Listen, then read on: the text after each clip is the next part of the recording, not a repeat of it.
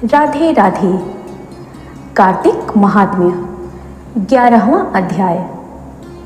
नारद जी बोले, इंद्र आदि सब देवता फिर दैत्यों को अपनी ओर आते हुए देखकर भय से कंपित हो विष्णु भगवान की स्तुति करने लगे। देवता बोले, मत्स्य कूर्म आदि नाना स्वरूपों से भक्तों के कार्य के लिए उद्यत और दुख को दूर करने वाले आपको नमस्कार है।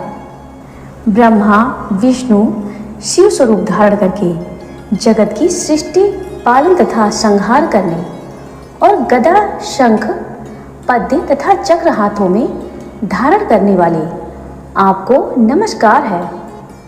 लक्ष्मी जी के प्यारे असुरों को मारने तथा गरुड़ पर चढ़कर चलने वाले पीतांबरधारी यज्ञादि क्रियाओं के परिपाक करने एवं विकार युक्त होने वाले तथा शरणागत की रक्षा करने वाले आपको बारंबार नमस्कार है।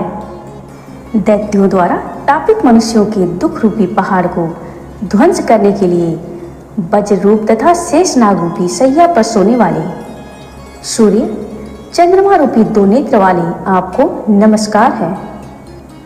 नारद जी बोले, जो मनुष्य इस संकट नाशक स्तोत्र को पढ़ेगा वह हरि की कृपा से कदापि कष्टों से पीड़ित न होगा। इस प्रकार जब दैत्यों के शत्रु भगवान ने देवताओं की विपत्ति जानी तब क्रोधित और खेद युक्त हो तथा उठकर भगवान शीघ्र गरुड़ पर चढ़कर लक्ष्मी जी से बोले, तुम्हारे भाई जलंधर ने देवताओं को बहुत दुख दिया है, इससे उन देवताओं द्वारा बुलाया गया मैं युद्ध के लिए शीघ्र जाऊंगा। लक्ष्मी जी बोली, यदि मैं आपकी प्यारी और सदा भक्त हूँ तो हे कृपा निधे, मेरा भाई युद्ध में क्यों आपके हाथों से मरने योग्य होगा। श्री भगवान बोले, रुद्र के अंश से उत्पन्न होने वाले और ब्रह्मा के वरदान तथा तुम्हारी प्रीति से यह जलंधर मेरे मारने योग्य नहीं है। नारद जी बोले, ऐसा कहकर गरुड़ पर चढ़े शंख चक्र गदा और नंदक खड्ग को धारण किए भगवान जहां देवता स्तुति कर रहे थे वहां शीघ्र पहुंचे। इसके अनंतर अरुण के अनुज गरुड़ के प्रचंड पंख के पवन से पीड़ित और बादल से उड़ाए गए दैत्य आकाश में मेघों के समान उड़ने लगे। उसके बाद जलंधर दैत्यों को पवन से पीड़ित देख क्रोध से आकाश में उछलकर विष्णु जी के समीप गया और बाणों से आकाश को अवकाश रहित अर्थात बाण पूरित करते हुए भगवान तथा दैत्यों में बड़ा युद्ध हुआ। विष्णु जी ने अपने बाणों से दैत्य के छत्र धनुष और घोड़े काट दिए और उसके हृदय में एक बाण मारा। तदनंतर वह दैत्य गदा हाथ में ले अति शीघ्र उछलकर गरुड़ के मस्तक में मार के उनको पृथ्वी पर गिरा दिया। विष्णु जी ने हंसकर उसकी गदा को खड्ग से काट डाला। तब उसने विष्णु जी के हृदय में एक प्रबल घुसा मारा। पश्चात वे दोनों बलि बाहु युद्ध और मल युद्ध करने लगे। वे बाहुओं से घूसों से और घुटनों से पृथ्वी को शब्दायमान करते हुए युद्ध करने लगे। वे दोनों बहुत देर तक सुंदर युद्ध किए।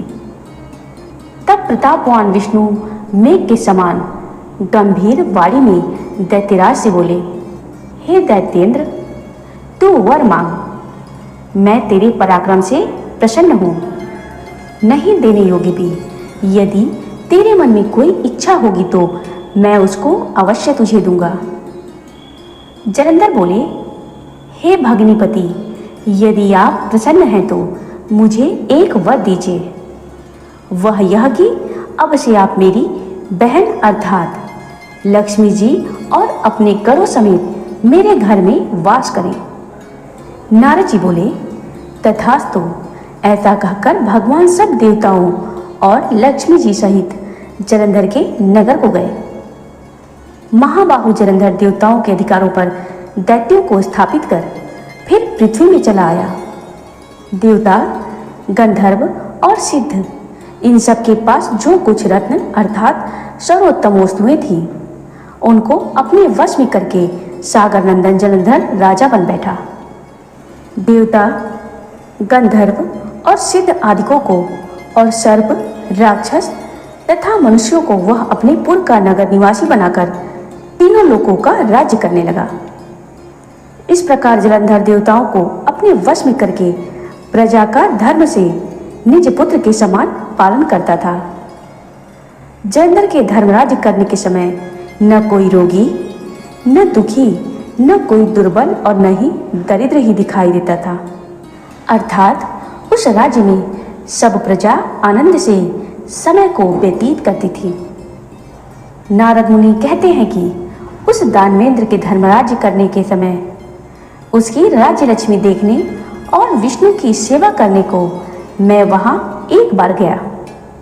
जय श्री कृष्ण, जय श्री कृष्ण। आगे के अध्याय के कथा को सुनने के लिए मेरे चैनल को लाइक व सब्सक्राइब करना न भूलें।